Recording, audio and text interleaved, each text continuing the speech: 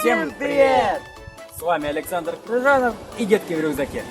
И сегодня мы опять на природе и решили продолжить нашу рубрику «Вкусняшки на природе». И поздравить всех с широкой масленицей! Да, друзья, широкая масленица, мы хотели снять это видео и показать его вам именно в этот день. И поэтому сразу хотим извиниться за плохое качество монтажа, вернее за его полное отсутствие. Мы вообще планировали начать видео с красивой проходки, снять этот сюжет с разных ракурсов на разные камеры, но время шло, не летели, мы поняли в конце концов, что уже на носу масленица, а у нас еще ничего не отснято. На носу масленица. Поэтому все будет так, как есть. Пришла масленица и... Подождем, говорю, масленицы и...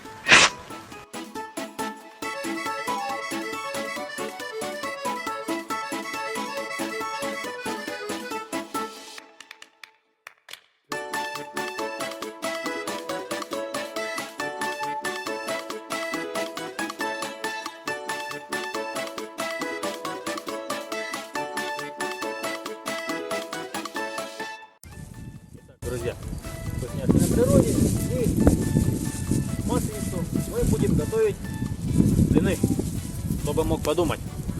Да, и блины, конечно же, на костре, кофе, конечно же, у нас уже в турочке, а вот блины сейчас только начнем делать. Не факт, что что-то получится. Вот напротив меня сидит Оксаночка, искренне над мной глумится, говорит, что ни хрена у меня не выйдет. Но у меня перед ней есть большое преимущество. Она очень вкусно готовит блины, но всю жизнь она делала это на плите. И говорит, что нужна стабильная температура быть, фаза луны подходящая, ну и как минимум прямые руки. У меня преимущество в чем? Я вообще ни разу не готовил блины. Нигде. Ни на костре, ни на плите. Поэтому все равно получится коряво. Поэтому как получится, так и получится. Лишь бы получилось. Вот. И мы будем начинать.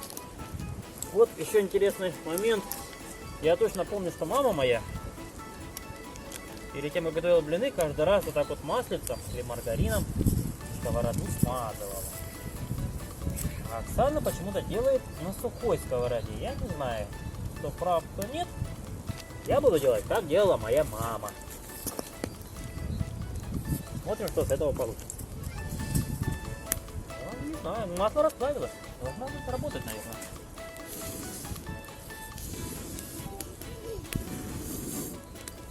Сейчас заработает. Я думаю, может, надо шубку было бы продырявить, конечно. Ну, может, и не надо.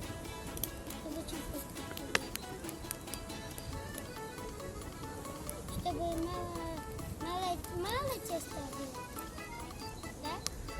Мало. Чтобы поменьше теста было. Не, думаю, что получше.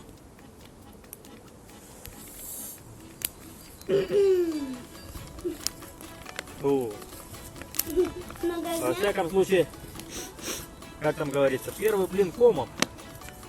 А кто-нибудь знает, почему первый блин комом? А я сейчас расскажу. Многие думают, что он просто комочком берется, и поэтому говорят, что первый блин комом. Ничего подобного. На Руси деревни подходили очень близко к лесу. Ой, гляньте, какая у нас приправа получилась классная. Шикарная. Все, должен жене новую лопатку. Вот. Деревни подходили очень близко к лесу. И медведи зачастую выходили к домам. Их не то чтобы подкармливали. Скорее давали взятку. Это медведи на Руси назывались комы. Какой медвежий край в России? Правильно, коми. Оттуда и пошло. Переворачивай. Вот, мне суфлер говорит, переворачивай давай. Я переворачиваю, он еще не готов. Он у тебя и так первый прилипает. Да? Не прилипнет. Я ж маслицем помазал. Да? Ну, Вот, слушай, первый блин комом, правильно говорят? Вот у нас и получился первый блин комом. У нас медведей нету, ну думаю собачки съедят. Так вот, возвращаясь к нашим медведям. Масленица-то не всегда называлась Масленицей. Раньше Масленица на Руси называлась Камоедица. А Масленица стала называться уже во времена прихода христианства и РПЦ. А почему Масленица? В церковном календаре есть такая сырная седмица, семидневка. Название вроде как схожее. Сыр в Украине это творог, творог это масло. Название схожее, а значение праздника совершенно разное. Масленица на Руси праздновалась 14 дней. Камоедица, да.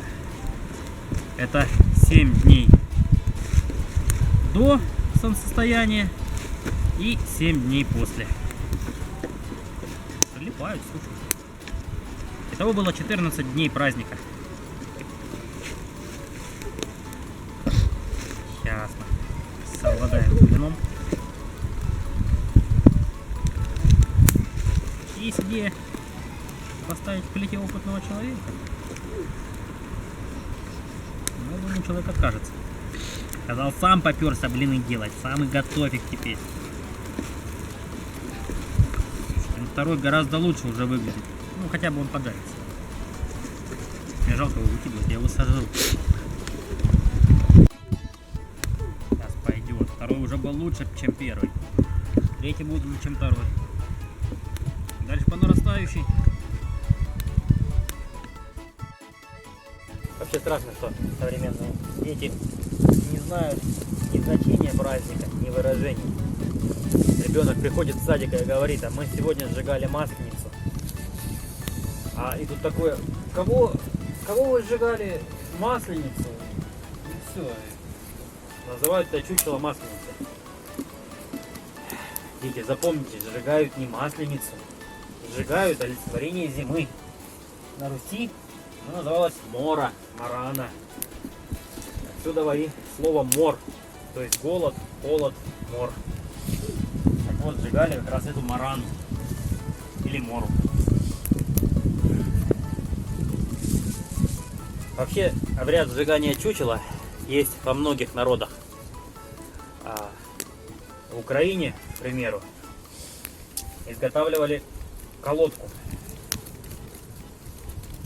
И целую неделю носили ее по домам. Вот прогорела моя подставка, поставили новую. Горячий, да? Носили колодку по домам и могли привязать к какому-нибудь холостому парню. А чтобы этого не сделали, нужно было откупиться.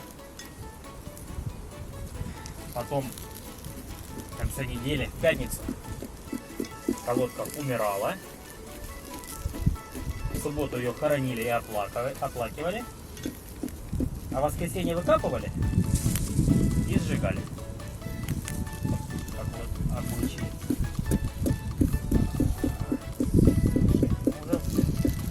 Нет, уже реально гораздо больше похоже. Посмотрите, уже похоже же на блин. Уже похоже. Там. Блин, там. Подожди. Мы совсем забыли за кофе с этими блинами. Честное слово. Надо выпить кофе, и все получится. Горячий сырым не бывает.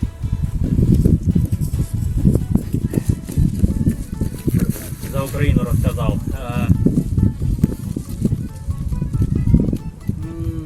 Где же, в какой стране? Я потом напишу внизу. Маджана. Соломенная девушка, красивая, с косой, обязательно в косе ленточки. Вот. Ее тоже всю неделю носили по домам. А в последний день к ней присоединялся Маджан. Вот тут уже был уродец в рваном пиджаке, с бутылкой в руке, олицетворение всего плохого. И их так же самое сжигали.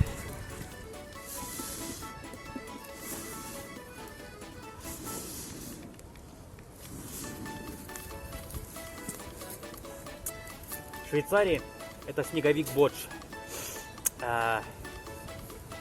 Но это был настоящий снеговик. Его в воскресенье ставили на площадь, на высокий шест, впихивали в него фейерверки и поджигали. И считалось, если он быстро сгорит, растает, расплавится, то предстоящий год будет хороший. Но дальше всех пошли немцы. Вообще красавцы. У них зимний праздник начинается 11 числа 11 месяца в 11 часов 11 минут. В ноябре. В начале ноября у них начинается праздник. Но первое время он не выходит с пивных и отмечается в пивных. И заканчивается он в феврале сжиганием нубеля. Нубель тоже соломенное чучело. Оно висит при входе в каждый паб и вбирает в себя все грехи. И потом они пьют сначала зимой, так до ее окончания, а потом сжигают и все живут счастливо. Так что вот так вот. А у нас церковь, получается, забрала лишнюю неделю. Раньше отмечали 2 недели.